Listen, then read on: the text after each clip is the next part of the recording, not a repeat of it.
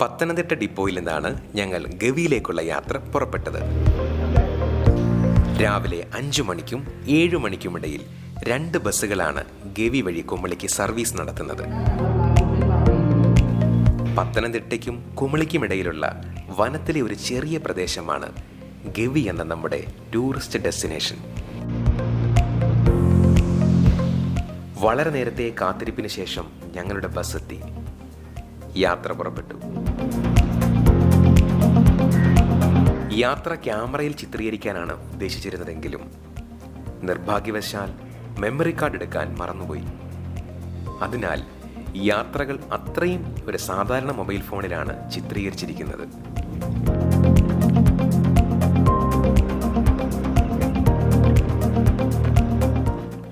തുടക്കത്തിൽ യാത്രക്കാർ കുറവായിരുന്നെങ്കിലും ബസ് കുറച്ചു ദൂരം പിന്നിട്ടപ്പോൾ യാത്രക്കാരുടെ എണ്ണം വർദ്ധിച്ചു വന്നു.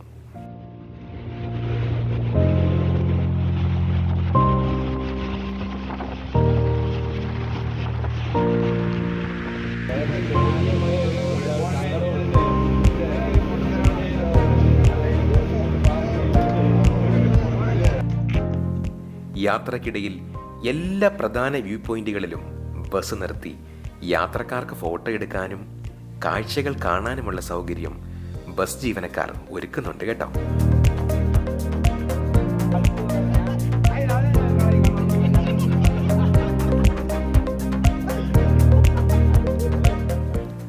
വനത്തിലൂടെ ഏകദേശം 4 മണിക്കൂർ യാത്ര ചെയ്ത് വേണം നമ്മുടെ ഡെസ്റ്റിനേഷൻ പോയിന്റിൽ എത്താൻ.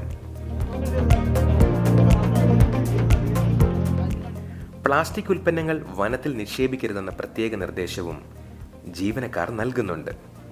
യാത്രക്കിടയിൽ കാട്ടിൽ പലയിടങ്ങളിലും മൃഗങ്ങളെ കാണാൻ സാധിക്കും. എന്നാൽ അടുത്തു പോവുകയോ അവയോട് പ്രകോപനപരമായി പെരുമാറുകയോ ചെയ്യരുതെന്നത് നാം പ്രത്യേകം ശ്രദ്ധിക്കണം. പ്രഭാത ഭക്ഷണ സമയത്ത് ബസ് ജീവനക്കാരും ചില യാത്രക്കാരും പാക്കറ്റ് ഭക്ഷണ സാധനങ്ങൾ മേടിച്ച് സൂക്ഷിച്ചത് ഇവർക്ക് കൊടുക്കാൻ വേണ്ടിയാണെന്ന് ഇപ്പോഴാണ് മനസ്സിലായത്. കാടിൻ്റെ മക്കളാണ്. വന്യമൃഗങ്ങൾ സ്വൈര്യവിഹാരം നടത്തുന്ന ഈ കാട്ടിൽ ഇവർക്ക് ഭഗവാൻ തന്നെ തുണ.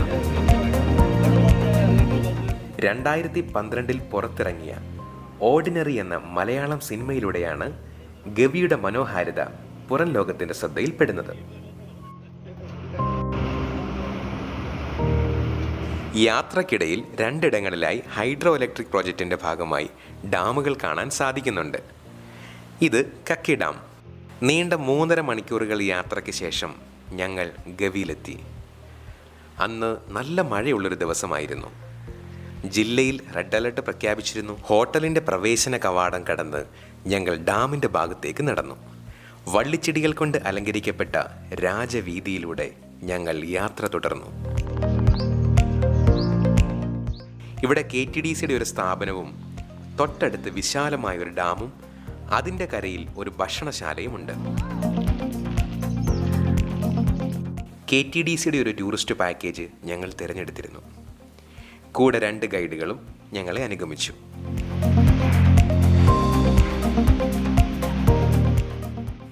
Gavi museum, mountain trekking, boating എല്ലാം ഉൾക്കൊള്ളുന്ന ഉപയോഗപ്രദമായൊരു പാക്കേജായിരുന്നു അത്. കൊടുത്ത പൈസയ്ക്ക് 100% റിസൾട്ട്.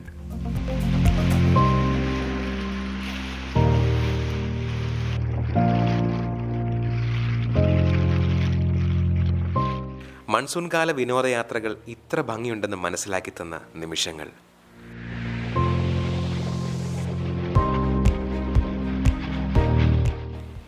ഗവി ഒരിടത്താവളമാണ്. വളരെ കുറച്ച് വിസ്തൃതി മാത്രമുള്ള മനോഹരമായ ഒരിടത്താവളം. ഇപ്പോൾ ഓരോ ദിവസവും ചെല്ലുമ്പോഴും ഗവിയിലേക്കുള്ള യാത്രക്കാരുടെ എണ്ണം നിരന്തരം വർദ്ധിച്ചു വരികയാണ്. എന്തായാലും നമ്മുടെ KSRTCക്ക് വിനോദയാത്ര എന്ന ഇനത്തിൽ നല്ലൊരു വരുമാനവും ഇവിടെ നിന്ന് കിട്ടുന്നുണ്ട്. ട്രക്കിംഗ് കഴിഞ്ഞ് ഭോജനം കഴിക്കാൻ നല്ല തിരക്ക്. നേരത്തെ തന്നെ ഞങ്ങൾ സെൻട്രലിൽ നിന്നും ആവശ്യത്തിന് ഭക്ഷണം കരുതിയിരുന്നു. അതാണല്ലോ നമ്മൾ BKകളുടെ പതിവ്.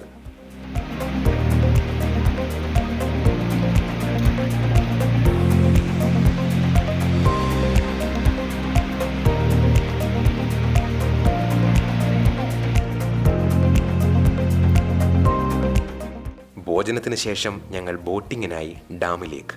ഡാമിന്റെ മറുകരയിൽ അതിമനോഹരമായ ഒരു വെള്ളച്ചാട്ടം കണ്ടു.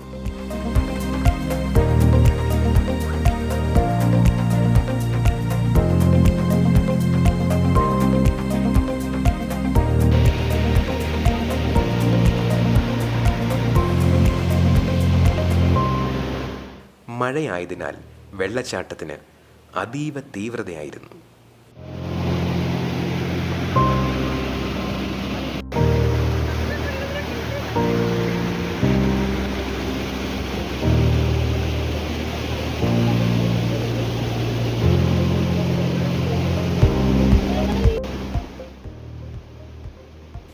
ഒരാവേശത്തിന് വെള്ളച്ചാട്ടത്തിൻ്റെ നടുവിൽ പോയി നിന്നതാണ്.